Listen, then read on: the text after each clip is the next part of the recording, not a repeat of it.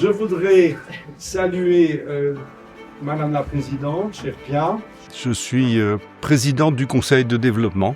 J'ai dû porter avec ce Conseil de développement cette saisine particulière. La présidente de l'Eurométropole demande de réfléchir à la question de l'évolution des politiques publiques par rapport au vieillissement de la population. J'espère que vous allez découvrir un résultat intéressant.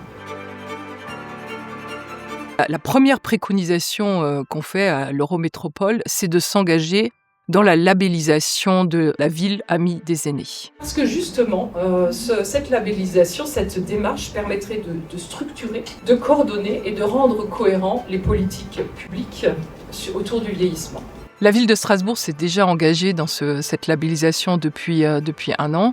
Et on propose que ce soit fait à l'échelle de l'Eurométropole. Ça permettrait de coopérer, de travailler ensemble, de mettre peut-être les compétences aussi en commun. La deuxième préconisation qui fait suite à cette labellisation, ce serait le guichet unique. Ce qu'on propose, c'est la création d'un guichet unique, qu'il soit physique, numérique ou d'ailleurs mobile, qui permettrait à tout un chacun, aux seniors, aux proches aidants ou aux aidants, d'accéder finalement aux informations. Pour ma part, je vais vous présenter le premier défi qui s'appelle changer de regard sur les personnes âgées et leur rôle au sein de la société. Une grande prise de conscience pour moi parce que je me rendais pas compte des difficultés que les seniors pouvaient rencontrer. Pour ça, on a 3 propositions pour essayer d'y répondre. La première concerne le lien intergénérationnel. Donc l'idée ici, c'est de multiplier les rencontres entre générations, donc pas cloisonner les jeunes d'un côté, les vieux de l'autre. Ensuite, la deuxième proposition de ce défi concerne la valorisation des seniors. En tout cas, des campagnes qui ne soient pas compassionnelles et qui mettent bien en avant le rôle social des seniors dans la société. Et enfin, la dernière proposition pour ce défi, concerne le développement de la solidarité locale. Je pense qu'il faut les articuler avec les plans institutionnels, par exemple avec le plan canicule. Moi, je vais vous parler effectivement du défi 2, qui est adapter le cadre de vie aux personnes âgées, particulièrement un focus sur la partie habitat. Ce qui nous a amené à différentes propositions, et la première est la proposition 6, qui est le fait de promouvoir de nouvelles formes d'habitat. L'objectif dans cette proposition, c'est bien sûr de pouvoir promouvoir l'existant, mais aussi de pouvoir favoriser de nouvelles formes d'habitat. Il peut y avoir aussi de la colocation senior, on a aussi eu un certain nombre d'informations sur ce sujet-là. On peut peut-être passer à la proposition suivante, qui est renforcer la prévention, l'évolution et l'adaptation de l'habitat en prévention de la perte d'autonomie dans les documents d'urbanisme.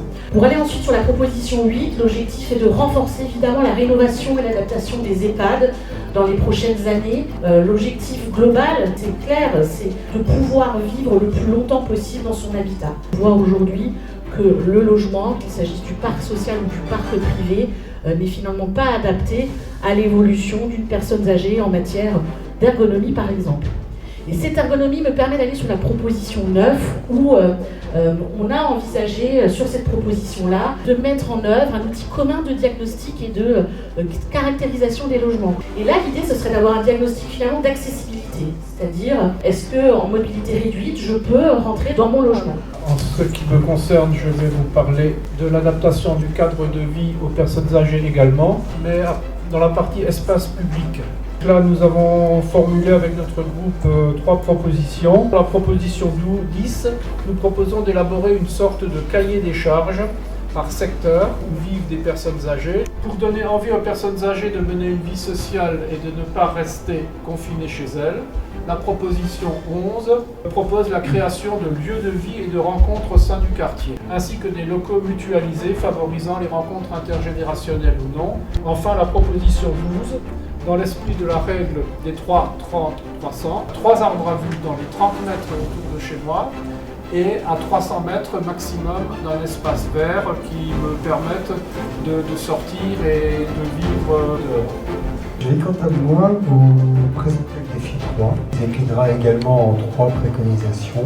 Ce défi 3 a pour objectif de focaliser sur le bien-être des seniors, mais également des aidants. Et l'idée, c'est notre première préco d'ailleurs, pardon, c'est de soutenir, développer, c'est capitaliser sur ce qui existe, notamment par exemple les cafés des aidants qu'on retrouve à Strasbourg, La proposition 14, je vais plus m'attacher au bien-être des seniors. Il existe un dispositif sur Strasbourg qui a peut-être un peu de mal à se développer sur l'Eurométropole parce qu'il dépend de chaque commune.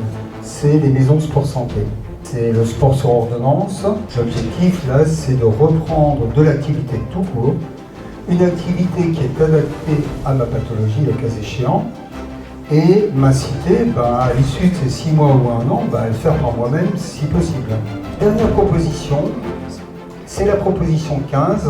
Alors celle-ci concerne à nouveau les aidants. En haut, on parlait des aidants plutôt qui étaient des aidants familiaux. Là, on est sur tous les métiers d'aide à la personne. Que l'on soit capable de développer de la formation professionnelle, comme c'est précisé ici, et que l'on soit capable de valoriser ce métier.